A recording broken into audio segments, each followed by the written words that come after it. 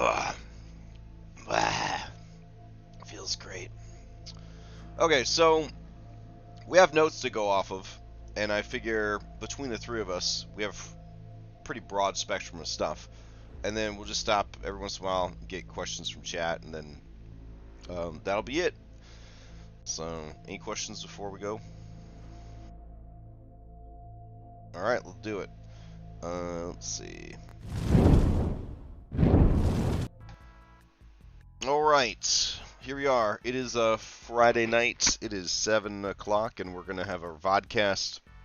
We have special guests with us tonight. Lauren, would you like to introduce yourself real quick? Yeah. I am Lauren, the GM. I've been playing for forever. And there we go. Hey, there's some brightness back on my screen.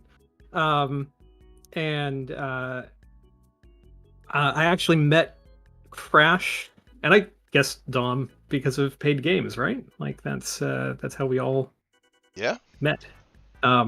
So Crash, you were what, just starting out as a paid DM, or thinking about it? I can't quite remember you I that had when. just started when I saw one of your game postings, and I had the idea that I should be in a paid game if I was running a paid game to kind of like get a feel for both sides of the fence, as it were. Like, what's it like being a player in a paid game? What's it like running a paid game? So that was sort of the idea behind it. So, and that's what we're gonna talk about today, is paid dungeon mastering. Paid dungeon mastering. So, we got an hour. It's a big subject. It's not as emotional of a subject as it used to be. It used to be a very emotional subject. Fortunately, we're not discussing this pre-pandemic when it was like the scarlet letter.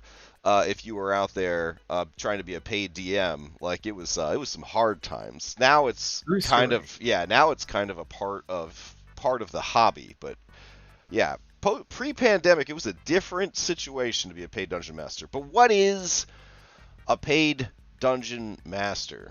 All right, so what I have in my notes is a game master, dungeon master, storyteller, referee, etc., games organizer, who is retained for a specific number of games and paid an agreed upon fee for their services. I feel like that's a pretty Pathfinder kid answer for what is a paid DM. Like, that kind of covers it. The easy question is, were you paid to run a game? You were a paid GM. Like, that's how simple it is. Does someone give you money to run D&D? Then you're a paid DM. What does it mean to be a professional? Well, my father says a professional is someone who does their best even when they don't want to. But truly, a professional is someone that gets paid to do something. So a paid DM is someone that gets paid to run a game. Sound about right? Yep. All right. Yep. So why would you pay someone to be a DM? Why would you take money to run D&D? I mean, it's a game, right? It's, you don't charge people to play Monopoly with you. Though I guess if you're really honoring the spirit of Monopoly, you would charge people money to play Monopoly with you. But why? Why would you do that? So just quick bullet list. Game masters are in short supply. Social anxiety can make it hard to meet people. Too busy to form your own group. Wanting a dedicated, hopefully experienced organizer for the game. Curious but not sure where to start. Looking for a group who plays it as a hobby, not as a beer and pretzels activity. And for DMs, money. But also wanting a dedicated or invested group of players. Motivation and accountability to run the game to completion. So we rapid fire bullet list that out. But what does that all mean? Dom? You want to hit some of these? Yeah. So I when we were doing the notes, I put the last two ones, and those there are one of the main reasons why, like, I pretty much own. If I'm running a full game, at least now after that first one I did, I do paid games. Even though I don't run a lot of games, the games that I do run, if I'm running a full campaign, it's a paid one. Is because I want I want to make sure I feel the responsibility I need to like an extra push to make sure I finish it. Okay. And 2, to make sure that all the players that are coming in are invested. And then the money part for me is that I use that money to fuel the other games that I join. So I don't do it for a business. I do it to also continue my hobby. Fair enough. Yeah. So yeah, in terms of being, why a GM would want to, do paid GMs, there's many different reasons. It's not necessarily only because you're trying to use this money as a business. It could be just, you want to have some extra cash to fund the hobby, or you're just looking for dedicated people. As a player, why I join, honestly, the only games I play in pretty much are paid. If they're free, they're usually on with people that I've played in paid games for before, or people I'm trying out in one shots. But if all the full campaigns I've played in have been paid, so, and again for similar reasons, I wanting a dedicated, hopeful, experienced game master, and then the accountability for everybody wanting to be there and being invested. So Lauren, what's your take on it? You are both you're not actively running paid games right now, but you used to run quite a few, right? And then you are you're in a paid game right now. I've heard. So yeah. So what's your take? What's your take on the why? I think there is different whys, right? For the DM side and for the player side. And so definitely on the player side, the reason I'm in a paid game right now is because my time is limited and I want a certain experience out of what I'm doing, and I can get that out of the paid game. The various free games, unless it's with friends or something, trying to do a pickup game on the internet is, you're doing it with everyone on the internet. You have no idea who it's going to be, and the couple of times that I've tried to go that route, it has turned pretty nightmarish pretty quickly. Not saying it can't happen. I'm just saying it can be rough. From the DM side, I got started doing it from the money side of things. Partially from the money side of things. I was in a really bad job that I quit after 90 days of being there because it was burning me out, and I had no support from management and a whole bunch of stuff. And that was kind of coming off of a whole lot of other stuff. And I needed something really different to be able to do. And it was right at the same time that I had found Roll20. This is about 2017. Kind of January 2017, and so I started doing it. There weren't a lot of paid DMs at that point. This is pre-pandemic. Roll20 had not taken off in the way it has now, so I started it for the money, and kind of at peak my time of doing stuff, I had 10 or 12 groups kind of running concurrently every week. Good God. I don't know. We'll get to some of the downfalls of running paid games in a bit, I think. But it was a lot. I will say it did force me to show up in a lot of ways that, especially by game 10 or 12 that I was running every week. Yeah. You don't necessarily want to, but if you're getting paid, you're going to show up more. That's right. But I completed way more games, way more campaigns as a paid DM than I ever would have. Honestly, probably ever will again in my life at this point. With that many groups running, I've probably run more campaigns to completion than I ever will again. Fair. All right. Well, for me, as a player, why I initially sought out paid games was only because I had no idea what the hell was going on. I heard a rumor. I read an article. Oh yeah, people are getting paid to run Dungeons and Dragons, and in my youth, I attended like a Dave Ramsey financial class or whatever, right? And this man, Dave Ramsey's, he's like, deliver pizzas. That's the secret. Always have your side hustle. And I was like, well, I'm not a very good driver. And like, I'm not, I don't want to deliver pizzas. But like, yeah, I needed a part-time job. And I was like, hey, okay, let's see what it's like. So I signed up for a game, a Starfinder game no less. And I was not impressed at all. I thought it was pretty bad. And I asked the other players, I was like, do you like this? And they're like, yeah. And I was like, you like this? And they're like, yeah. I'm like, you okay giving this guy your money? And they're like, uh-huh. And I was like, damn, all right, I'm going to do this. Like, shit. If that's where the bar's at, baby, sign me up. I'm going to do this shit. But then I decided, like, hey, tried one. There's got to be some good ones out there. And then the next one I tried was with Lauren, and he was fantastic. And I'm not a great player, and he was able to deal with me being not a great player, and I appreciated that quite a bit.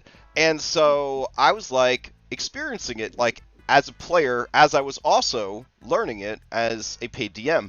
And when I say learn it as a paid DM, it was a very different DMing experience than anything I had done before. The expectations were different. Everything about it felt different than when it was just something I ran for friends. And I had run a lot of D&D up until that point, and I had run a lot of online D&D up until that point. So it wasn't the matter of learning that. It was a matter of what are the expectations here in a business relationship as opposed to the expectations in a friends and family group. So I did start to learn why different people join games. There's a stigma that if you, not to get dirty here, but if you gotta pay for it, right, you must not be the kind of person that anybody would want to play D&D with, and that is completely false. That is completely false. The people that I have in my paid games, the people that I've played with in paid games are the same people, right? That's not why they went and got a paid game. For the most part, they are people that are too successful and busy to have a good, solid friend group. Or the friends that they have are also so busy and successful that they just don't all have free time that overlaps. These are people that have the extra income to invest into a hobby, and they have the kind of job that lets them have one night a week, maybe, that they can set aside for this thing. And that seems to be the most common thing I've seen it across the board of people who participate in paid games, is there are people who value the time to play so much that they are willing to set aside that time and pay to do it. And that has become addictive for me, both as a player playing alongside those kind of people and as a DM running for those kind of people. People who are invested, literally, in the experience. I think it's great. Now, are there other reasons people would go for a paid game like that? Yeah, it's neutral ground, right? If you're kind of a shy person, or you have some social anxiety, or you're too busy to have a friend foundation or network to build off of, this is an opportunity to just buy into a group. You're not buying friends, right? But you are signing up for an activity. You are joining a bowling league. You are signing up for a martial arts class. And maybe by the end, you'll make a couple of friends in the class. Or maybe you'll just have some people that you get along with once a week. But it gives you that even ground, that level ground to get started on, that you don't have to network your way in, you can buy your way in. And there's nothing wrong with that. So that's my take on the why of for DMs and for players. So that kind of goes into who and why is kind of, the same. People with reliable schedules. If you don't have a reliable schedule, you can't be doing this, at least not ongoing campaigns. I mean, if you've got a sporadic schedule and you can run a one-shot every couple of weeks and you've got people willing to sign up and do that, that's cool. But don't try to run a steady ongoing campaign or join a steady ongoing campaign unless you've got a reliable schedule. And then anyone with the interest and the aptitude to run a game could try to be a paid DM. And then anyone with the available funds to hire the service could be a player. I want to advocate right now, if you are struggling with finances, don't sign up for something like this. There will be some resentment there, I think, and also it will drain a lot of the joy from something that's supposed to be a fun activity when you are like, damn, that's $25 that I could have put towards this, or that's $25 I could have had for that, or like if you're in a situation where $20 to $25 a week is not sustainable, it's going to bring down the experience. I don't think it's something that you should sacrifice to, just so you could be in a bit, fancy paid game. Work on getting to a situation where you could do that, or run a free game with your friends, or play a different kind of game with your friends. Carve out time to enjoy your life, but don't become resentful of your hobby. And I think that can happen if you sign up for a game that you're not really able to sustain well. So, am I missing anything on the who's there? Is that? No, I think you got it. Okay. So, we're going through the classics. We get to where do you find a paid game? Where do you run a paid game? So, obviously, real life, face-to-face, online. There's different flavors. What do you guys prefer? Never done that before. Yeah, what do you guys prefer? What do you guys do? I guess I could start. Most of my D&D experience has been online. I think I've played a total of 4 sessions in person in my life. So, and 3 of those were free, with a lot of people who weren't really, with a bunch of people who never. That's where I learned what Dungeons and Dragons, what tabletop RPGs were. Was 3 of those first sessions. It was at my office. There was a person in my office who was like, "Hey, I play D&D," and he sent out an office email saying like, "Hey, does anybody want to try D&D on Monday nights?" Pretty much like Matt Colville, like off. We work in the office after hours. We can go to the collab space and set up a table, and he'll run for us. So he did that. That's how I got into the hobby. And then we did 3 sessions, and then people got busy, life happened, and we all left. And I was like, man, this is awesome. I need to try and do this again. 2 years passed. Pandemic happens. Like, wait a second, they could do this online. And then trying to get that group from work together again. I told them like, okay, we're all working from home. We got time. Why don't we set it up again? This time I'll run. And I found this online thing, and that's when I learned about Roll20, found your videos, and I figured it out so I could run it with the people from work. And then and then since then I have not played in person. And so I don't know. I don't know what it's like. Really? Yeah. I was fortunate enough when I caught this con crud at MagFest to play some in person, and I don't get to play in person nearly as much as I would like, and it is such a different experience. It is such a different experience. It is the difference between playing a co-op game online with your friends and then playing couch co-op. You know what I'm saying? When you can feel the energy in the room, when you can feel the press of the people around you, when you could hear that laughter live in your ear, and you can see in the eyes of the people in the room, not through a web camera, but just their actual eyes, their emotions, their feelings, their responses, their reactions to what is happening in the game. It is a very different experience. Truthfully, if I could choose, I would always just run D&D online. Even though in-person is overall better. I think in-person is overall better. I prefer the organization and the cleanness. I don't know how else to say that of playing online. When I used to run games in person, my wife and I would joke around that there was the okay, get everyone to go home mini game after the game was over, right? Like, hey, it's a weeknight. Hey, everybody get the fuck out of my house. Hey, get out of here. We gotta go to bed. We got a life. Hey, everybody leave. With online D&D, you just click and you're done, and then you're already in your pajamas, and you just go to bed. There's no driving home. There's no picking up the snacks that were everywhere and things like that. So yeah, like both are great, but I do prefer online as well. But I know that paid games do take place both online and in person. And Lauren, have you done any in-person, like face-to-face events that you'd like to talk about? Yeah, I've done a few.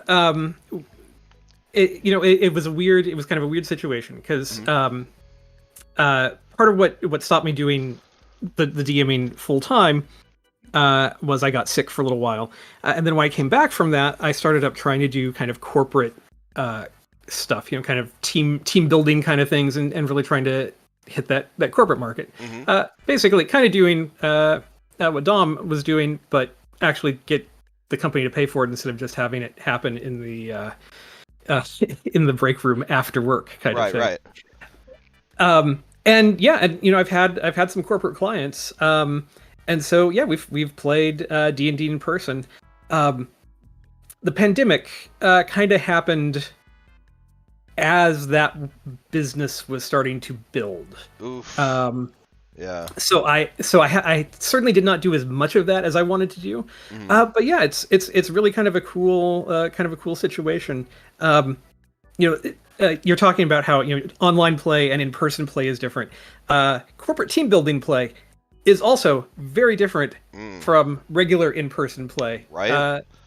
Because not to go too far into the weeds with it or anything, but the people there probably want to be there. They probably have signed up to do this thing or agreed that this was going to be a fun activity, but not necessarily. And most of them may not know anything about D&D or role-playing, or know a little bit of Critical Role or something, they may have, or seen something on Big Bang or something, whatever it is, but they have not played. And so as a DM, going into that, your whole mindset of how to run that thing is really, really different. And the materials you're taking and what you prep for the game and stuff. But that's a whole, we can do a different topic about that sometime. But, it's a really cool experience to be in a room with people playing D&D, but I'm there with you though. I also love the cleanliness, I guess. Yeah, the cleanness of it, the organization, kind of having all my material in one spot. I really like the tools that are available to run a game and be able to organize and to be oh, here's my monster really fast. I don't have to flip through 100 sheets of paper or whatever, and I can just pull a mini onto the board really fast from my library of 5,000 minis or whatever it is that that I have together, rather than just all of the little things are can be little pain points that you hit in an in-person game, and when you play it online, a lot of that can get streamlined out. Yeah. Of course, online has its own pain points, but I have found, having run some face-to-face events and primarily done online events, I have found that the face-to-face events, if I were to ever do them again, I would charge so much money for them, because it is so much more work. It is so much more work. You have to put so much more out there. Yeah, I used to work for Cool Media or Not before they got bought out by Asmodee, and I would run demos for games at Gen Con and conventions and things like that. I would run tabletop war game events. So I was used to teaching people new games and things like that. The events that I did a couple of birthday parties and I did a dinner party, where no one knew what Dungeons & Dragons was, right? They knew what it was, the host knew what it was, or the kid wanted to run D&D for their, have D&D thing for their birthday or whatever, but it's such a different experience, right? And you have to make sure that you've brought all the things you need. You've got to make sure that you printed out all your monster stat blocks, because you can't be flipping through the book trying to grab that stuff. You've got to be able to run the simplest version of D&D while still have it be engaging. I had to simplify character sheets so that they were like a single page. Even if they were a spellcaster, everything is just right there on that one page, so they're not flipping the page back and forth trying to figure it out. So much more work. Such a different approach. Yes, cards for abilities, cards for potions, cards for items. I had to bring all my fancy terrain and my minis because you want them to be engaged, and if they can see this beautiful stuff on the table, they're going to be more engaged. It was a lot. But online, we have many tools, we have many options. Roll20, obviously, the iPhone of virtual tabletops. Very popular, very sleek, very simple. To this day, even though I have left it, I would probably return. If I were to run further D&D campaigns after my Curse of Strahd games, I would just run them on Roll20. I find that as a platform, much like an iPhone, it doesn't do a lot, but it does exactly what it says it's going to do. That's my review of Roll20. It doesn't do a lot, but it does all the things it tells you it's going to do. And honestly, nowadays, that's a pretty nice thing. When something does the things that it says it's going to do. It generally just works. Right, yeah. It incrementally slowly gets better over time. Right, exactly, like an iPhone. And then we have the Android, which is Foundry. And Foundry, just like an Android, says, bitch, I'll do anything you want. Anything. I'll do anything you want if you learn how. It's like, I don't want to learn anything else. I just want you to do the thing. I just want you to do the thing. That's you could just run Foundry raw. That might as well go back to Roll20 at that point. You know what I'm saying? Like, so yeah, like I have an Android phone right now. Anytime I go to do something, I got 5 different choices for how to do it. Right? It's like not only can you do it, you got 5 different ways you could do it, baby. And it's like cool, but I really just wish you just did it. You know what I'm saying? For Pathfinder 2, there is no better option on the market than Foundry VTT. I say if you're doing D&D, stick to Roll20. If you're doing Pathfinder, Foundry VTT. If you're playing one of them other games, find the one that works best for you. If you're mad at me because I'm not talking about Alchemy, Fantasy Grounds, or any of those other guys, I'm also not talking about the Windows Phone. You know what I'm saying? Like, I mean, there's other options out there, sure, but you can drink Coke, Pepsi, or store brand. So, like, what are you going to do? Yeah. So I think we kind of covered where, right? Like, we kind of covered where? The last venue, local game stores. Local game stores, you can talk to your local game store and say, hey, I'm thinking about running some games. How do you guys allow people to run paid games in the store? And maybe they do, but they dungeon pimp you, you know, like a certain percentage or whatever, or you pay them a flat fee for a table once a week or whatever. Yeah. And then if you are a player, you could go to your local game store and say, hey, are there any games I could join? And your local game store might be dungeon pimping, and they might be like, oh yeah, we got a guy or we got a lady over here that's looking for someone for their group, and they can hook you up. So that's another venue besides the corpo/birthday party entertainment route, the VTT route. There's also the local game store route. I do not recommend, if you run face-to-face paid games, that you do it in your house. I don't think you should ever do that. I think that's a very bad idea, and we'll cover that later in the pitfalls of parasocial relationships, why you wouldn't want these people to have access to your house very easily. So anyways, how do we do this? How do we get started? Alright, so this is all applying to the DM, but this is my quick bullet list, and then we'll just flesh it out. The array of skills and resources required to be a paid DM are, in my opinion, staggering.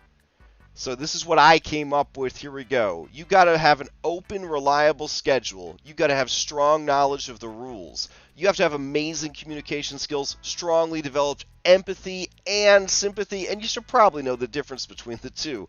Understand your VTT well enough to teach it and troubleshoot it for others. Improvisational, flexible, adaptive, and creative. A great actor or storyteller, but ideally both. Voice actor, not required, but a plus. Fair and consistent. Patient.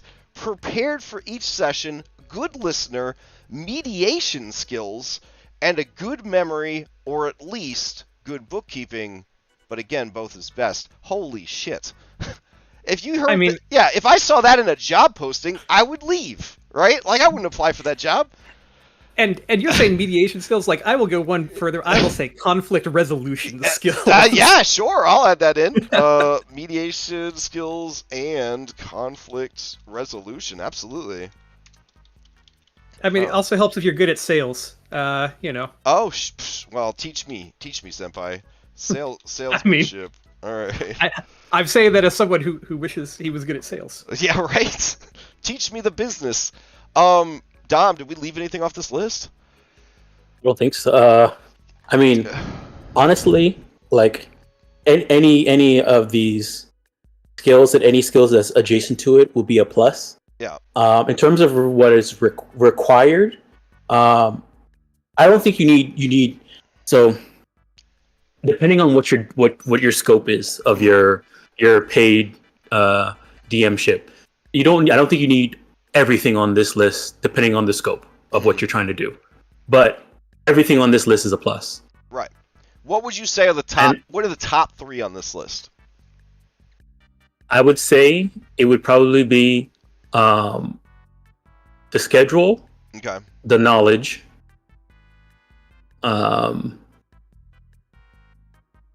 patience. Patient would be number 3. Okay. Yeah, patient would be number 3. And then the mediation, conflict resolution, and then the memory and bookkeeping. All right, fair enough. It's still a tremendous amount of things. What about you, Lauren? What are the top 3? The top 3. I think the improvisational, flexible, adaptable, and creative. Like, I think that combines a whole lot of the other stuff. So that's to be a good. Well, you know what? I think that if you can be flexible and adaptable, then that means that when you don't know a rule in the game, you don't necessarily have to know how to do it, but you have to know how to put more than 5? How to improv with it, or you know, I think that's a key one, because it pivots into so many of those other areas. I think for me, I mean, the scheduling is such a big thing. So having the schedule availability is huge. And then, you know, I think, honestly, I would say being prepared enough for each session. You don't have to be, you know, over prepared, but like being prepared enough will get you far enough away. But if you already know how to, you know, I wouldn't say anybody should start DMing for paid games before they have DM'd for free games. For friends, other people online, whoever it is, like get some hours under your belt before you try to do this as a job. Number one.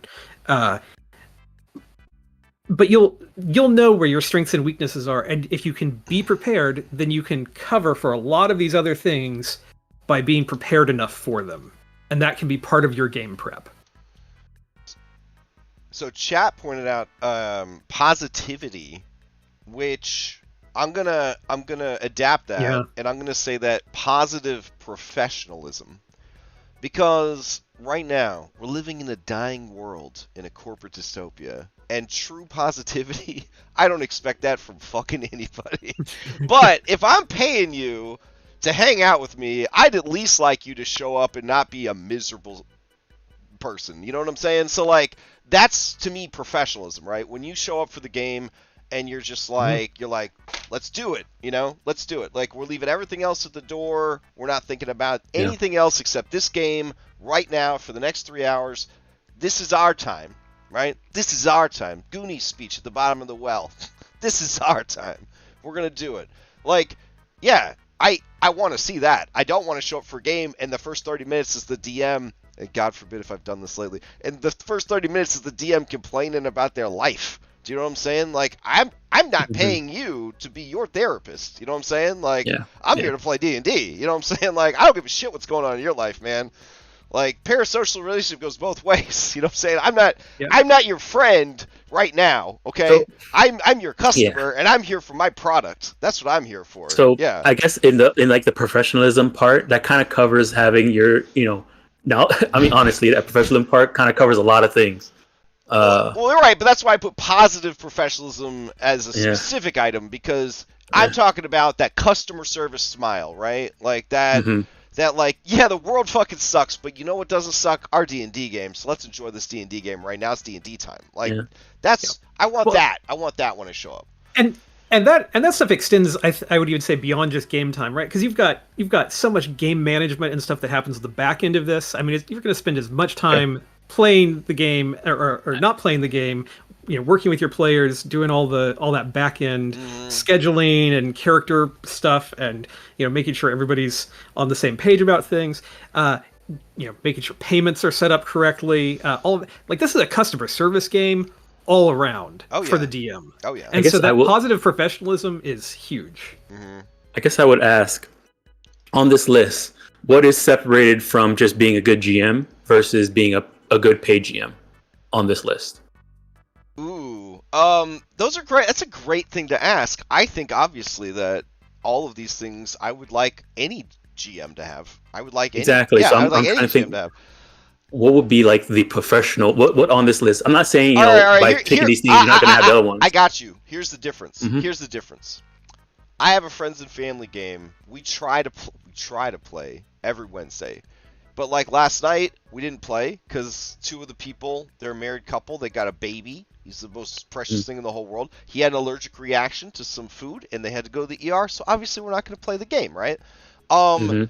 They knew that I had MagFest last Wednesday and that I hadn't finished packing, and Jen hadn't finished packing, and she's in the Friends of Film game, also my wife, and they were like, hey guys, like, no pressure, like, let's not play tonight, and you guys can just work on, getting packed and ready for your trip, and, no stress.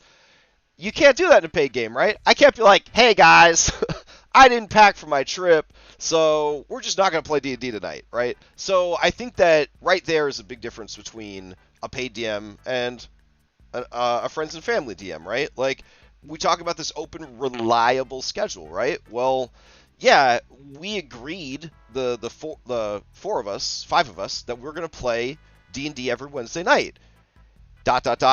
If possible, right? If possible. That's a lot different than posting an ad on the internet and saying, we will be playing every Wednesday night. There's a big difference between we're going to try to play every Wednesday night and we will be playing every Wednesday night. So I think that that's probably the biggest difference between the two skill sets is... Yeah, well, I was going to say, I think, obviously there's the whole, bad D&D, don't play bad D&D. No D&D is better than bad D&D, right? But like at some point, like if everybody is having fun, then you have a good GM, right? Like that's kind of a baseline for if you can tell if somebody's doing good, if everybody at the table is having fun. And so like every GM out there does not have to have all of this stuff if their group is enjoying what they're doing. Right. And so like, there's a lot of baby GMs coming out who, starting up, who are not going to have all of these skills, and that's totally fine because their players aren't going to have all of the player skills yet either, and they can all grow together as a table and stuff. So I think a lot of this is about a paid DM should have done this enough to have developed a larger set of skills than like a baby DM would. Oh, for sure. Yeah. All right, we're at the 20-ish minute mark, so we're going to keep going. We got resources. What do you need besides those skills, right? You need a game. What game are you going to run, right? That's something that you need. You got to have your VTT assets or your face-to-face resources, which varies on your technique. Some people can do face-to-face full theater of the mind with a dry erase board for the more complicated combats, and everybody still has a great time and it's all good. Other people, they need to bring out their Dwarven Forge, their fancy maps, their painted miniatures, all that kind of stuff. Me, myself, I'm like somewhere in the middle nowadays. I have plenty of beautiful painted miniatures. I have Dwarven Forge. Me and my friend Wesley have a huge Dwarven Forge collection. We don't even bust that stuff out nowadays. We got 2D miniatures, so little like cardboard and acrylic standees. And then we have books full of maps. Like they fold open, and then there's dry erase maps, and you have different maps. And then I picked up from a Kickstarter recently a bunch of dry erase maps that are double-sided, and that does that does me good. It's a nice kind of middle ground between the two. And then logistical tools. So online, do you have a strong enough computer? Do you have a reliable computer? Do you have a good headset? Good sound? Good internet connection. Do you have great? Yeah, you have a good internet connection. You don't want that cryptic muffin internet connection. You know what I'm saying? You don't want that. You don't want internet connection. You don't want two hamsters running on a wheel trying to get the internet going. So, anyways, transportation. Real life transportation. I told you, don't let these people come over to your house. So how are you going to get all your miniatures and all your maps and all your books over to their house? You got to make sure that you have transportation covered. You don't want to be lugging that stuff on city transit. You know what I'm saying?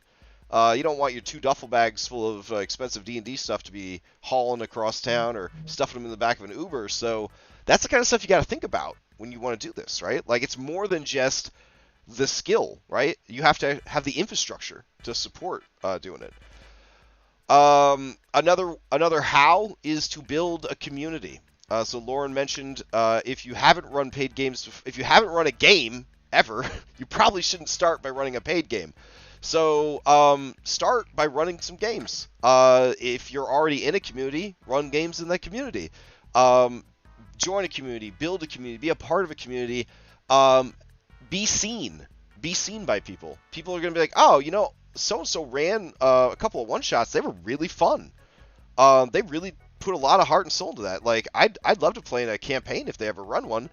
And then now, when you go to advertise that you're finally running a game, those people that played in those one-shots, those people that played in those mini-series that you ran, they're going to be there to play in the full game, ideally. So building that community, being a part of a community is going to be a big part of successfully kind of transitioning into being a DM. Any other advice there on the community or the resources? I think that kind of. Oh, go ahead. No, go ahead. Oh, I was just gonna say, don't overspend on resources as well. You don't need all the minis and correct, all this stuff, or the virtual tokens or whatever. Like, you do not need all the stuff. Like start with the thing you need, which is maybe a module, maybe whatever it is. Like, start small and build out. You do not have to have all the things. Absolutely. Yeah. I think a lot of people, especially when they're first starting out, they overcompensate by getting all the things, right? Like I'm going to get into fishing, so you go and you buy like the best fishing pole in the world and the best this and the best that, and you have no idea how to use it. But you're like, if I've got the best stuff, I'll definitely do a good job. But a lot of the best stuff, if you don't know how to use it properly, you're going to break it. You're going to ruin it. Yeah. So like you have to kind of ease into this stuff. And earn it. As weird as that sounds, you have to earn it. Reward yourself. Did you finish a campaign? Use some of that money to buy yourself that token pack that you were going to get. Pick yourself up some really cool map sets that you wanted, but don't feel like you have to front load so hard. All the stuff. Yeah. I think if you have enough money and you wanna splurge a little bit on your thing, I think the easiest thing you should probably do is just find a Patreon map maker that you like and get one. Yep. And then if they have a map that you like, use those maps. But other than that, like, time to put Dom on the spot. Dom on the spot. I can only get one map maker on Patreon. Who's my one map maker? Afternoon Maps. Afternoon Maps. Okay, Dom's official. Yeah. All right. Yeah, this is probably the 4th time you've asked me this. I know. Lauren, do you have a go-to? If you could only have one third-party map maker, who would it be? Oh gosh, I mean, can I get Mike Schley to do it? Oh wow. No. Okay. Now. Oh wow. Ooh. Hey, he's not very prolific, if I'm being honest. He's not prolific. Yeah, no. I'd want a prolific person. Yeah, I mean, afternoon maps are great. Yeah, I mean, you can't go wrong with that. Vinitus maps are good. Trying to think. Vinitus maps. Trying to think who else. Anyhow, I mean, there's a ton. It's a two-way tie. Two-way tie for me. Heroic maps. Oh, Heroic maps is great. Yeah, too. for 100%. Yeah, I mean, they're my ride or die, and not #not sponsored, but they're the best $5 that you're ever going to spend on Patreon, you get like 4 or 5 maps a month for $5. It's the best deal you're going to find on Patreon. However, Tom Cardos. Oh, Tom Cardos is great. Yeah. Oh yeah. Phenomenal. And if you use Dungeon Draft, Tom Cardos is the only way to go because he has a tile set for Dungeon Draft. So everything's going to look uniform. The maps you make with his tile set, and then his tile set, and in the face of the OGL scandal, he has created an open gaming license for his maps. So any of his maps that are gridded with his logo, you can use to make commercial product without paying him any money. Like, he is an absolute champion. So those are my 2 recs. I would be happy. Honestly, I would be happy either way. Though aesthetically, I do prefer heroic maps. Over I think he would be if you're starting out new and you have that extra splurge you want to do, I think he would be the one to go with. Yeah. Tom Cardos. Yep. And then afterwards, once you get used to it, then find your thing. So now we got to get paid. You're a paid DM. How are you going to get paid? So obviously in person, they just slip the cash into your waistband and you're good, right? or a briefcase full of money, something like that. But here's how it's done online, and it's honestly how you should do it in person too. Don't use cash; it's disgusting. All right, so PayPal. I use PayPal. I don't recommend using PayPal, but I'll tell you why I use PayPal. 1, when I started out, that's all we had. 2, they take 3.98% of my money. You might say, that's a lot of money. It ain't a lot of money. You're about to find out what a lot of money looks like. 3.98%, that ain't bad. They support recurring payments. They have recurring payment services, which is very, very good. It's very, very good. Get people on a payment plan. You don't have to send your raccoon thugs after them like Tom Nook to make sure you're getting your money every week. Weekly payments was a nightmare. I did weekly payments for 2 years, and I hated it, and I hated every minute of it. I hated having to track people down and ask for money. It feels horrible. I don't like it. So support having recurring payments on PayPal, very, very good. However, one bad thing about that is if you cancel a game and you are the kind of person who refunds a game that is canceled, which is what I do. If I cancel a game, I refund it. I get to pay 3.98% twice. Yeah, that's right, because I have to pay the fees for refunding the money. So every time I cancel a game, I lose 3.98% of the money from running that game. So not only do I not get paid for that game, I get penalized for not running a game. So you want to know why when I puncture my ear canal or I chop off my fucking finger, I still show up to run a game? It's because I'm that cheap. I don't want to get a fee on top of losing my money, all right? Here's the thing about PayPal. You are an island. No one will help you. No one. No one cares about you. And these guys, if you make a single dollar, they will report you to the IRS. So you better get ready to get taxed hardcore by PayPal. They are going to throw you under the bus. So I will throw out they also support invoicing. So if you are doing like corporate type stuff, it is helpful for that. Yep, and you are allowed legally in America. You can only have 2 PayPal accounts per human being. 1 personal account, 1 business account. As you start getting more and more into it, I do recommend that you have a business account for your paid games and a regular account for your Fansleys and, OnlyFans. Anyways, whatever you're doing with your money, it's your business. But you don't want, when you're sitting down with your accountant and they're saying, what are you doing with your PayPal money? You want to just be able to say, all this has to do with my business. You don't want to have to explain what the other PayPal money is for. Venmo. Don't use it. I don't know what to tell you. They take less money than PayPal, only 3% instead of 3.83. However, there is no recurring payment option. There is no real invoice option. Venmo is mostly for selling drugs, guys. So, don't use Venmo. All right, and then finally, start playing games. They take 10% of your money. That's a lot of money, in my opinion. 10% is a lot of money. But listen to me right now. They give you the tools for organizing, creating, filling, and running your games. And despite costing over 6% more than PayPal, they have a lot of tools, a lot of convenience features, and a built-in community of players for you to advertise to. So, hashtag not sponsored. If I had to give you a starter's kit to being a paid DM, I would say run a 5th edition D&D adventure using Roll20 through Start Playing Games and sign up for Tom Cardos's Patreon. There you go. That's it. You stop watching now. You stop watching. That's all you need to know. Probably make it one of the more recent adventures too. Yeah. Oh, absolutely. Yeah, that new Fandelver maybe or something like that. Mm-hmm. Yeah, it would be pretty good. Yeah. All right. Any other advice, guys, for getting paid? No. I use PayPal, but I don't have a business account, and so I can't do recurring payments because you have to have a business account to do recurring payments. And some of my players have said, "Hey, can you set up recurring payments?" I was like, "I don't have a business account, so I can't set up recurring payments." Yeah, I hated you not having that. My ADHD, man, I just drop you. I'd be like, "Here's like hundreds of dollars, Tom. I don't know. Is this enough? Like, here's money. Just I don't know what to tell you. I don't want to keep paying you money." So currently, what I do, and because again, this is not a business for me, so the money is not too important, but I put it there so that it's there and it helps me fund my other stuff.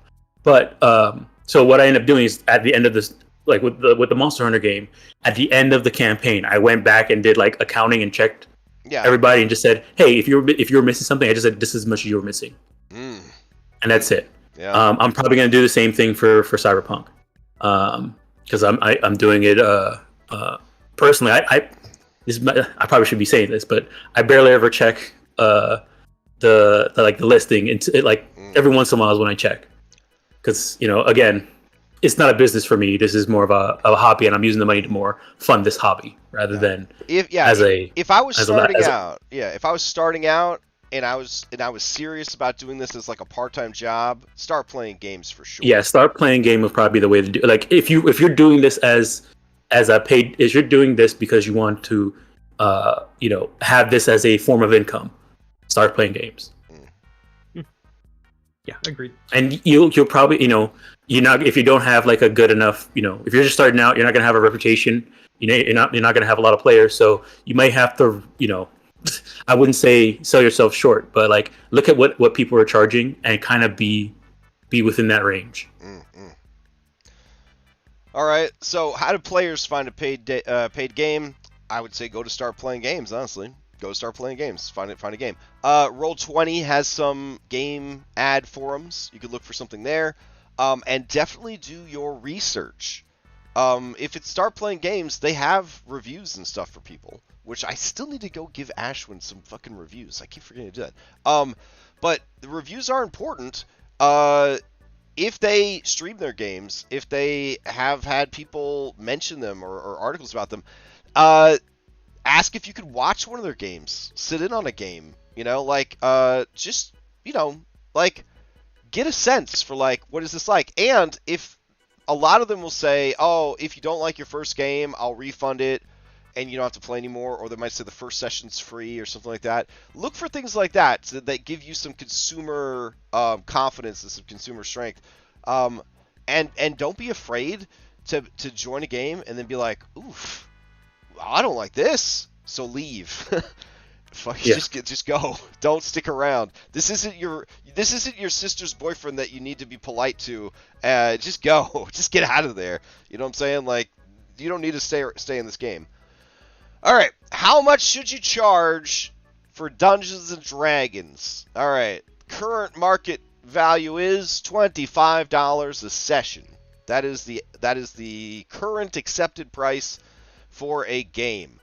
If you are not very confident in yourself, or you are just starting out, you might look at lowballing your competition. I wouldn't recommend going lower than $15 a game. Mm-hmm. That is my advice. I don't think any online game should go longer than 3 hours. And here is why. Screen fatigue. Screen fatigue is a real thing. I could play D&D in person for a pretty long time, because we're standing and we're moving and we're walking and we're eating, and it's very organic and it's very like interactive. Sitting at a desk for 3 hours is plenty of time. I don't think that they need to go. I used to run games that were like 4 hours long without a break. And really, that's just too much. That's just too much. I think that 3 hours should be the standard, and I don't think that you are increasing the value of your game by running it for 4 hours instead of 3 hours.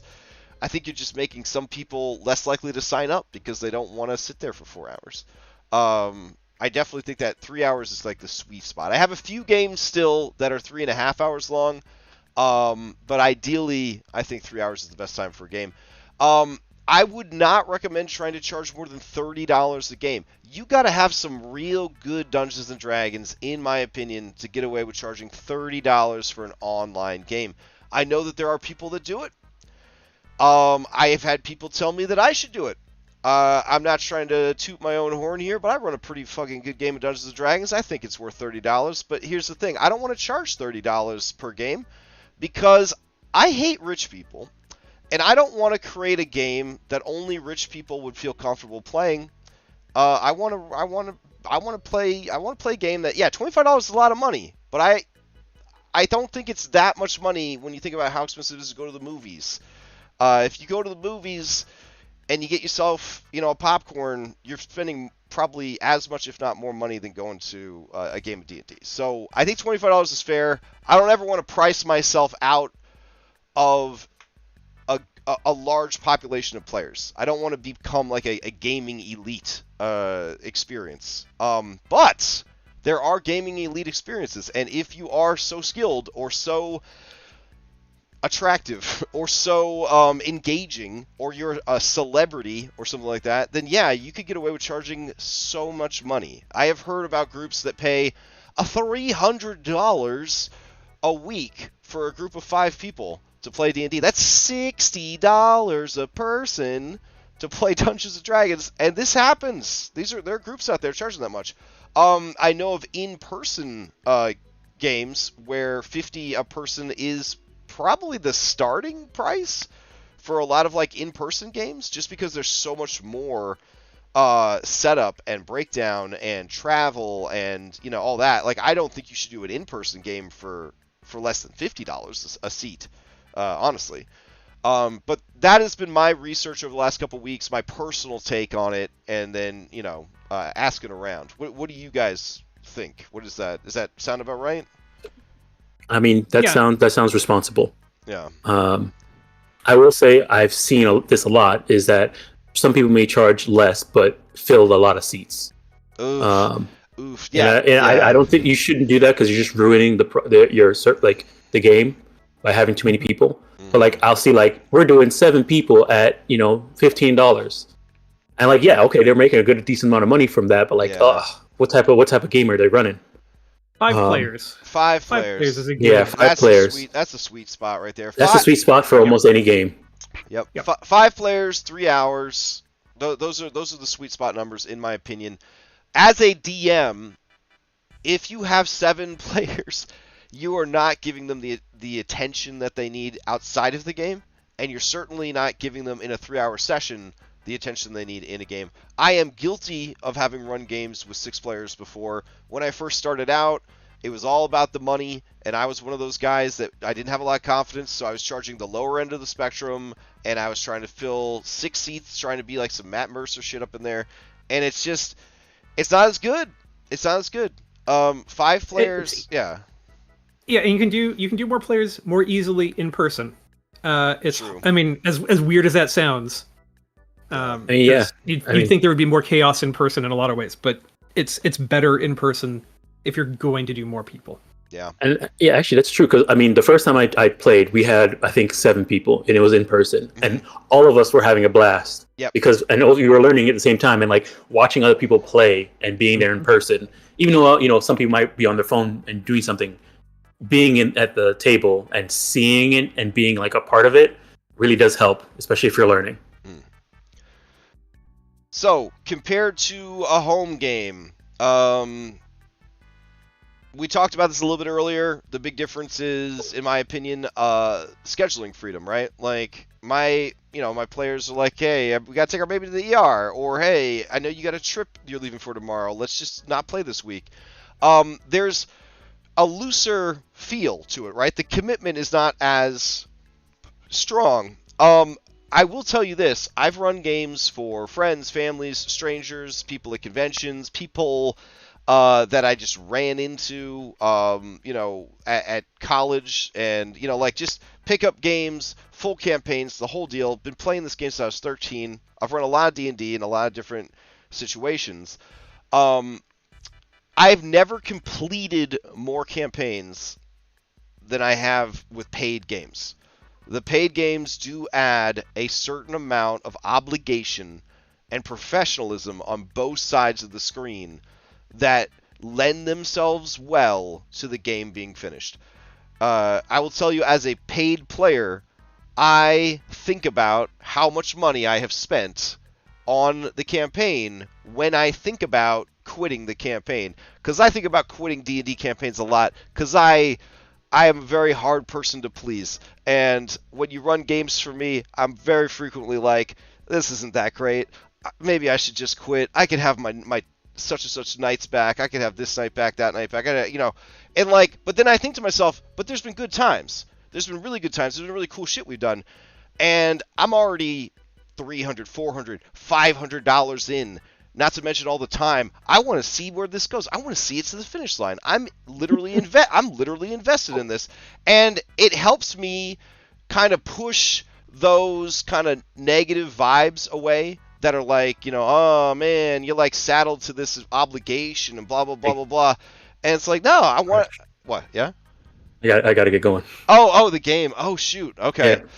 All right. So you guys keep going, but I'm go ahead. All right, because you got to go play Cyberpunk. Gotcha. Mm-hmm. All right, so Lauren and I will finish up then. Yep. All right, because we still got to cover, is it sustainable?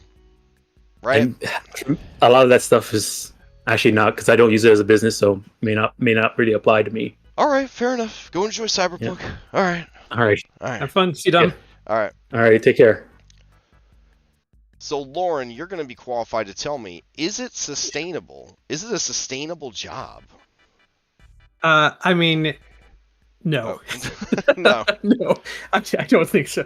No. I mean, I know you wrote the notes here, but I feel what you said. In America, no, not really, is what you have written in our document. And I 100% agree with that.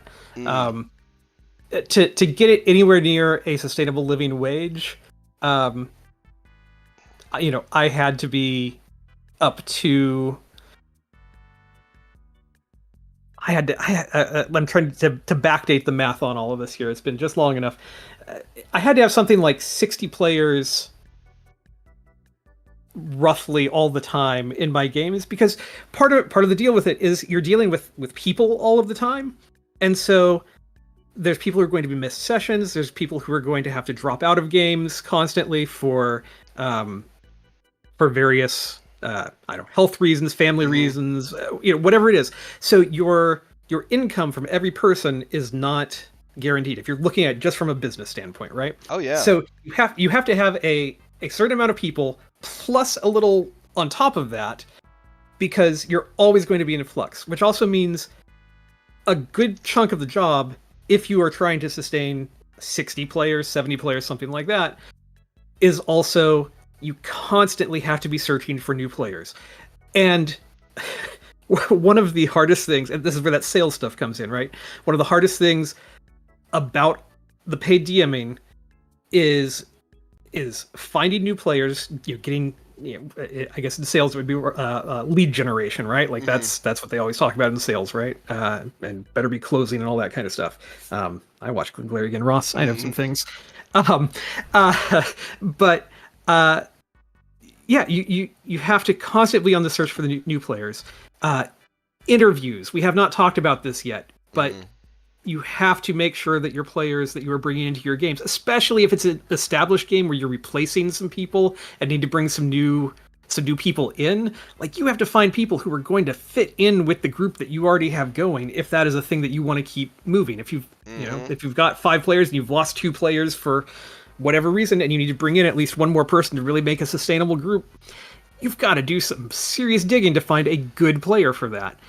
And that shit is hard. Yeah, it is. Like that is the side of this. So there is that side. If you're running enough games to have 60 players at $25 a player. The math starts adding up into a pretty decent livable wage if you're thinking about it. But also think, for that amount of players, you're running at least 3 hours of games for them. That's 10 groups. So you're running, 50? Well, it's more than 10 groups. It's 12 groups, probably. So you're running close to 50 hours of game session a month, or a week. Plus, that doesn't count all of your prep time. That doesn't count all of that time that you have to manage everything on the back end, make sure all your payments are going through, make sure that you're hiring, that you're bringing in the right players, just all of that stuff. So it turned into 70 hours a week, 80 hours a week, something like that of work for me. So running some fast math here, okay? You got 12 groups a week. You're playing D&D 12 times a week, $25 a person. That's $72,000 a year. If you can maintain it. If you can maintain it. If you keep those seats full every time. If you never get sick. If you never take a vacation. If you never cancel a game. $72,000 a year. Okay. That's pretty good. But wait. You're going to lose, 4% of this to PayPal, right? PayPal. But the money that you lose to PayPal, they have somehow, PayPal, you still earn that money, right? So when the IRS comes, they're still going to tax you on that full $72,000. Now, if you're not in America, let me tell you that we fought a long, hard war. We threw a lot of tea into the ocean so that we could get taxed basically 40% of this $72,000. Being an independent contractor, a sole proprietor in America is not a great life. It ain't great. So if we work all of that and are never sick and we never have an empty seat and we never take a vacation, we get $72,000 minus roughly 40-ish% of that money. Also hope that you have a spouse who has health insurance. Right. Yeah, because if you do get sick, you don't have any health insurance. So not only are you not getting paid for the games that you didn't run because you were sick, but now you're having to pay out of pocket for medical, which again, if you're not from America, it costs $500 to ride an ambulance. Okay? It is not sustainable to be a paid dungeon master. If you have waited 1 hour and 7 minutes to find out whether or not this is a sustainable full-time job, I'll put it in the description when we post it on YouTube so that you don't waste your fucking time, because this is not, for Americans, this is not a sustainable full-time job. The end. Full stop. It's not. So, I do have in the notes, unless... So how can it be? How can you make it happen? How can you live your dream? If you have support platforms in place. So what I mean by that is, are you a cupcake wife? So what is a cupcake wife? A cupcake wife is a spouse who doesn't need to work, but they want to work. And commonly, they're beautiful Instagram women who decide to make their own cupcake company. So I call them cupcake wives. I say it with honor and love and reverence, because if I had a genie lamp, I would wish to be a cupcake wife tomorrow, right? I would be a cupcake wife right the fuck now. I put an apron on, I'm ready to go. It's the best thing you could ever have in the whole world. So do you have a spouse who gets decent money from their job and has medical benefits? You could be a full-time DM. That could be your job. That's fantastic. I'm so happy for you. If you don't have that, you probably can't do it. If you're the breadwinner, if you're the bacon bringer, don't put your family through this. Don't rely on this. This is not a real job, guys. This is a cupcake job. How else can you make it work? You got to have side hustles on your side hustles. Lauren just told you he was working 70 hours a week. Well, throw a little bit more hours on there for some third-party publishing. Could make some passive income off of that. You could get some sponsorships. Sponsorships are pretty good. I mean, if I wanted to, HelloFresh is willing to pay me over $4,000 a month to tell you guys how much I love HelloFresh and eat some noodles on camera and give you guys some codes. I get sponsorship offers all the time because of my YouTube partnership status and my affiliate thing on Twitch. It's a lot of work. They don't just give me money. They're not just like, hey man, I really like how hard you work. We're HelloFresh. Here's $4,000. I have to actually make ads and shit. I have to go out there and I have to, pimp HelloFresh. I have to pimp Honky Railstar. You know what I'm saying? Like, I have to play Honky Railstar. I don't just get money because Honky Railstar was like, here you go. Like, sponsorships, it is more money. It's also more work. They're not just giving you money because they think you're cool. It's a ton of extra work to do this stuff. And there's a ton of rules you have to follow. And things you have to say. And things you can't say. And you don't want to get canceled or all your sponsorships go away. So there's a lot of things that come into play with that. Streaming revenue. Okay, maybe we can make money off of that. Not on Twitch. You're not going to make any money on Twitch. Twitch sends me a check every, I think, 4 months, maybe 3 times a year. I get a $60 check from Twitch. And they're like, thanks, buddy, for being in get ready, the top 2% of streamers in the world. Here's your $60 every 4 months. That's less than $200 a year I get from Twitch. I'm in the top 2% of streamers in the world, and I get less than $200 a year. There is no money on Twitch. There is no money on Twitch. So where is the money? It's on YouTube. I will tell you this outright. YouTube can be very lucrative. If I was not a huge wimp, and I would make more tutorial videos, and I would monetize them, and I could actually make pretty decent money. So you could make some money off of YouTube. Here's the thing. I don't pull numbers on YouTube off of my actual plays. No one wants to watch you play D&D for 4 hours. Like, you're not Critical Role, and you're not Dimension 20, and you're probably never going to be. You don't have the production values. Your players aren't famous actors and voice actors. Like, you're not going to make the money there. But you could. So, like, that's an option. So if you've got that money coming in, and you've got sponsorships, and you've got third-party products pulling in stuff, maybe you could do it. Another way you could do it is, we mentioned the community earlier. There are people that essentially become dungeon pimps for their own communities. So in the same way that Start Playing Games says, I'll help you fill your group, I'll help you organize a game, but I want 10%, there are people out there who are well established, and then they say, hey man, you want to run paid games on my Discord server? That's cool. I'm just going to take 10, 20, 30% of the money that you make since you're using my Discord server and my community to do that. That is not something that I do. That is not something that I would ever want to do. But these are ways that I have found that people are making additional money past the $25 a seat price. Yeah, so, we didn't really go into it too much before when we were talking about how much you should charge. The corporate thing, again, I did not have enough time because of the pandemic to build that out. Yeah. I still think that there is room there to do something, and that you can do it without doing 70 hours a week, because you can charge, as you put in the document, $500 plus per thing, and I mean 500 would be like a bare minimum that I would charge. Oh yeah. Like companies pay, they have so much money budgeted for that kind of stuff. Yes. Yeah. So there is something there if that is something that you're interested, but it also, that is so much marketing and sales and stuff to try to get through that. So you need that sort of drive to be able to do that. Yeah, and drive is really the secret here, right? Like we have shown and told that there's just not enough money to be sustainable if that is all you are doing.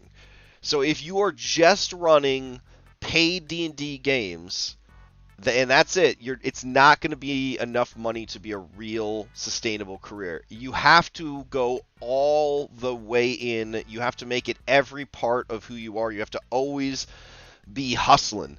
You have to be looking for every opportunity to monetize every aspect of it. Did you come up with a cool side quest? You might as well publish it and try to get some passive money off of publishing it. Did you come up with a bunch of cool monsters for that campaign? Throw them into a supplement, put it up on the DM's Guild, try to get a little bit of money off of it. Every single thing that you do, you're going to have to look at ways to monetize it, because just the games on their own, it's not going to be enough money. That's just the truth. All right, pitfalls. We're almost to the end here. There are a lot of pitfalls, but the primary pitfall that I have found is parasocial relationships require a tremendous amount of care and caution. And here's why. Parasocial relationship, I have some of these that I developed because I started streaming my prep as a co-working technique to help with my ADHD to make sure that I was prepping for my games. It was never an intention to become a streamer. It was only an intention to make sure I was getting my work done, essentially. You kind of make friends, and they kind of make friends with you. That's the kind of part of parasocial relationship. And then there are some people that you don't really know them at all, but they know a lot about you because you are streaming and you are visible and seen, and you're doing things and you're saying things. In a D&D game, it's even weirder, right? Because you are every NPC in the world. So when they save the princess from the dragon, or the dragon from the princess, you are those NPCs, right? And so when the dragon or the princess dragon are like, "Oh, my hero," and you guys start smooching, they're kind of smooching you a little bit, right? So like it's a weird situation, right? Because you make believed, right? You make believe together, but you didn't actually do any of that stuff. But some people, there are lingering maybe feelings there. There are lingering attachments that are created. Maybe you mean a lot to them because this game is the best thing they have in their whole life, right? Like maybe they're just in a really bad situation and just a really terrible job, and they live far from the rest of their family, and they don't really have anyone. So every week, this game is the beacon in the darkness of their life. You are maybe a lot more important to that person than you realize. You know what I'm saying? And so now your words and your opinion and your actions carry a lot of weight that you didn't know that they had. There's so many things tied up in parasocial relationships. We could do an entire hour-long thing on that. You know what I'm saying? I have a really, I can tell this story very shortly. Yes, but yes. So this happened reasonably early on, so I was not prepared for this. I had a player in one of my games who really wanted to explore some of their backstory and asked me if I would do a one-on-one session and offered to pay me like the whole amount that would be for like an entire group to do it, basically. And so I agreed, and we got into it, and they were not specifically looking just for a backstory exploration. Yeah. I think they were looking for a lot more explicit things to happen, I think is maybe the best way to put it. Right. Yeah, like I mean, that's the kind of thing that can happen if you are not aware and guarding very carefully. Yep. I did not see it coming. I was not, early off on it. Like, I'm just running D&D at that point. We're still learning what this thing is. Like, how do you, what is paid GMing? Yeah. And so, getting into that, like, I learned a lot, and figuring out how to extricate from that situation. Just don't put yourself in that. Yep. Guard yourself. I have had a couple of similar situations. I got hired to do a game at full group price, and it was very awkward, and I did not continue it. So yeah, it's definitely a thing that can happen. And I have had situations where people sort of developed maybe a relationship or feelings that didn't actually exist because of a perceived closeness through the game, and that can be very difficult to navigate. And you don't want to be cruel, right? But you also need to be firm about boundaries and things like that. So it's definitely an unexpected pitfall, right, of this sort of profession. Content liability. People are paying you for an experience. If you traumatize these people, if you hurt these people, you can be liable. Like, you provided a service, and then if that service ends up being a Saw movie, and they didn't sign up for a Saw movie, that could be really bad for you. And this is something I did not know when I started out, where like you need to talk about checks and balances. You need to talk about like limits and thresholds and safe words and what's okay and what's not okay. And sometimes people don't even know what's not okay. In Red Hand of Doom last year, we had a fight against a fey chimera, and that chimera had deer parts. And so for sound effects, I had a deer screaming in the background along with some of the other animal heads.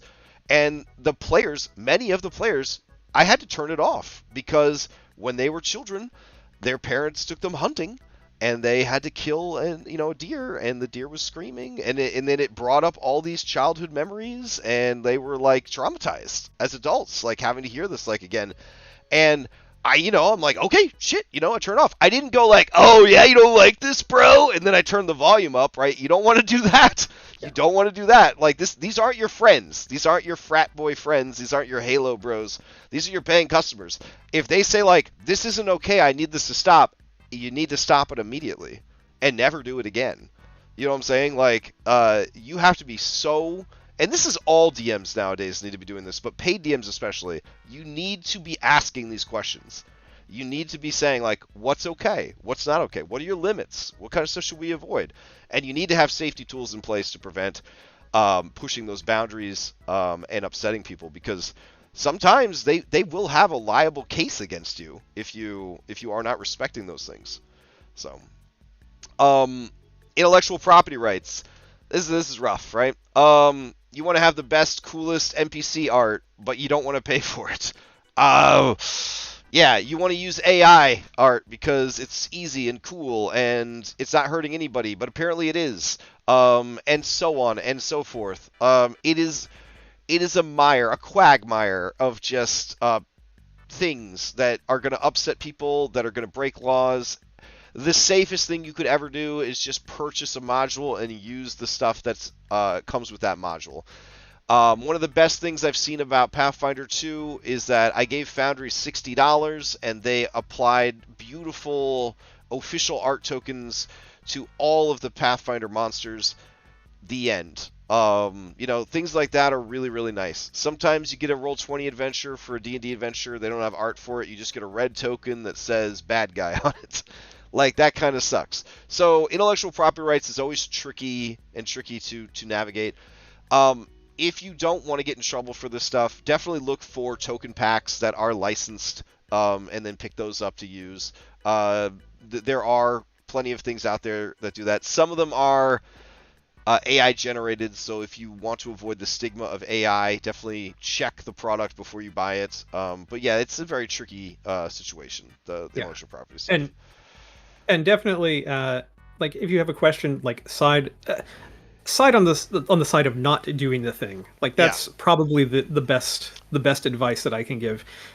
Also, if you're worried about any of it, don't stream, because that's where you're really going to get hit with it. The 5 people that you're playing with on Roll20 or Foundry or whatever probably aren't going to like go call the correct. Yeah, exactly. Yeah, I'm at a point now with streaming where really for Curse of Strahd, I was like, oh, I'm going to use AI because it won't hurt anybody. So I generated all this AI art for Curse of Strahd, and I set it all up, and then everyone's like, no, man, like AI art's really bad. You're a bad person. Everyone ever thinks about AI is bad. At that point, I had already prepped the entire campaign, so I just took my medicine and just went ahead and I said, well, I'm going to use it anyways. And for good or bad, that's what I decided to do. But yeah, if you have a private game, just you and your friends like, here's my art, and it's just Luffy from One Piece, who cares, right? Like, it's just, if it's a small paid game and the player comes and says, this is my character, it's Luffy from One Piece, you're like, that's fine. You know what I mean? Like, but yeah, if you are streaming, if you're planning to do third-party publishing, if you're doing any of the side hustles for your side hustle, this becomes a very big pitfall, a very real pitfall that could get you in a lot of trouble. Social stigma, we discussed this earlier. I don't think it needs to be visited because we've survived it, but I will point out that up until pandemic, I would get a lot of hate. I would get like direct hate. I would get hateful comments about the audacity of running a paid game. It was a real stigma about running paid games. When pandemic hit and everything got locked down and you couldn't access your groups anymore and everyone was lonely, paid DMing kind of became a necessary evil, and then it sort of became like a welcome service, essentially, especially when so many people flocked to the hobby and there weren't enough DMs to go around. So yeah, I mean, this falls under, at this point, that the internet is still a terrible place that people are assholes on, and so if you were doing anything even remotely public, just expect that a certain level of assholeness will come in your direction. So be prepared for that if you're doing, I mean, even if you're just listing a game somewhere or whatever, like, you will get some level. It is not going to be what it was even, a couple of years ago, or the year before the pandemic or whatever, but it's still out there. Yeah, you're still going to run into people that are furious at the idea that anybody would ever charge for Dungeons & Dragons or think that they needed to pay for Dungeons & Dragons, because it's a sacred thing that should be shared, and that's cool, but it's also not. Like, it's been proven that paid DMing is viable and in many cases welcome service. So yeah. Thinking that if a game is paid, it has to be good, and this is a player pitfall, but also a DM pitfall. If you join a game and you're like, I'm paying $25 for this game, it's going to be great, and then maybe it's not great, but you're like, it is great because I'm paying for it. You got to make sure that you're being honest with yourself and you're still looking through an honest lens. Just because you paid for something does not mean that it is intrinsically better than what you were getting for free. Don't let yourself be fooled, right? Still evaluate the product, still evaluate the service, and be like, is this worth the money? Like, is this really worth $25? Like, ask yourself that, right? Because it's your money, it's your time. Don't assume it's just going to be good because it's a paid game. Thinking that the game is paid and therefore it needs to be the greatest thing you have ever done, ever. And I think this is a huge pitfall for paid DMs. You will burn yourself out so fast if you try to make every session your magnum opus. Like, yeah. Be consistent, be prepared, be flexible, and that's honestly going to be enough. Like, some sessions will be mind-shatteringly good, and some sessions, they might be pretty stale. But if you are showing up every week, and you're being consistent, and you're being fair, and you're being flexible, it all comes out in the wash, right? It all evens out. Like, the good and the bad even out into a nice, long, well-told story. Like, do not put that pressure on yourself as a paid DM that every session needs to be the best session you've ever run in your life, or you will burn yourself out real fast. Especially if you're running 12 a week. Oh my god. Yes. Oh my gosh. Yeah. I mean, 12 a week, like, I was just happy to get through games. I did not embarrass myself this game. Nobody knew how exhausted I was. Right? Kind of. Yeah. Alright, and then the last one, the big pitfall, falling for the misquoted saying the customer is always right, which the real quote is the customer's always right about matters of taste. So just because someone is paying you does not mean that they get to use the homebrew superclass that they made themselves. It does not mean that they get to tell you that they rolled for stats and they got all 18s. They don't get anything special, in my opinion, than a person that you run a game for normally should get, because that is not fair and that is not equitable, and it's not sustainable. You can't be bending over backwards to kiss everybody's butt just because you're running a paid game. You know what I'm saying? Yeah, like, I mean, specifically, the paid game should make it more equitable for everyone, because everyone has put in $25. Therefore, they should all be treated like they had. Absolutely. Have the same stakes. Yep. And that's where the most important thing is with D&D in general, with tabletop in general: communication, expectations. Make sure that everyone knows what the expectations are as early as possible. in the ads for the game, which we've talked about on this podcast before, in your session zeros, which we've talked about on this game on this podcast before. All of these communication tools need to be used so that it is very clear from the get-go. This is who I am. This is the game that I am running. This is the product that you are paying for. Is this something that you would like? And then if they agree to all that and you've been honest and upfront about it, then you don't have to worry about the customer is always right or making this the best game you've ever ran every single time, because you put up front what sort of product they are signing up for. And last but not least, respect yourself. D&D is not like pizza, right? Like with pizza, even when it's bad, it's still pretty good because it's pizza. Bad D&D is bad. And real bad D&D is life-alteringly traumatizing. So do not stick around for bad D&D. Do not suffer a bad paid DM. You don't have to do that. And do not accept objectionable behavior at the table.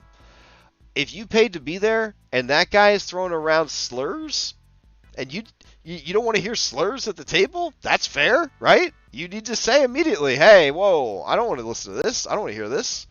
And if it's not corrected, leave. Or if it doesn't matter if it's not corrected. If you don't like it, leave. Like, you do not have to stay. You are not in an actual binding contract. If a DM has signed you up on a contract like a cell phone company where there's a cancellation fee or something, you did not do your research on that DM. Like, you do not want to be stuck in a situation like that. And the DM, you have to be willing to pull the weeds out of the garden. Do not keep a bad player out of a weird sense of obligation. It's so amazing how getting rid of a bad player can make completely change a group or a game that you were dreading into like your favorite thing. Yeah. It's amazing. Yep. All right. We are at an hour and 30 minutes. This talked about a ton of stuff. Thank you for hanging out tonight. I hope that this 90 minutes has covered a ton of stuff and that we didn't get off topic too many times. If you run paid games or pay to play in paid games and you have stuff you want to add, go ahead and add them in the comments if you're watching this on YouTube, or just start a discussion on the Discord if you're on the Discord. But if there's stuff that we missed or stuff that you think that would have been important or questions you might have had, I know that it was just so much stuff. It's like drinking from a fire hydrant tonight with the amount of information we were sharing. But it's a big topic. And here's the final takeaway. If you want to run paid games and you haven't done it before, you do a 5th edition game through Roll20, through Start Playing Games, and then if you want some extra maps, you go hit up our boy Tom Cardos. That's that advice. The other advice is if you want to do this as a real job, don't. It's a good part-time job. It is not a good full-time career. And that's the big takeaway. Any parting words for them, Lauren? No. Yeah. Maybe you can do it from Thailand or somewhere. I don't know. Somewhere with a low cost of living. Maybe it can work from there. But then you're in a weird time zone. So no, don't do it. Is not as a job. Not as a full-time job. Yeah. Yeah. Do it for fun. Do it as a side hustle. Do it as whatever you want. Don't take it on as a full-time job. There we go. All right. Hope everybody has a good weekend, and we will see you next time.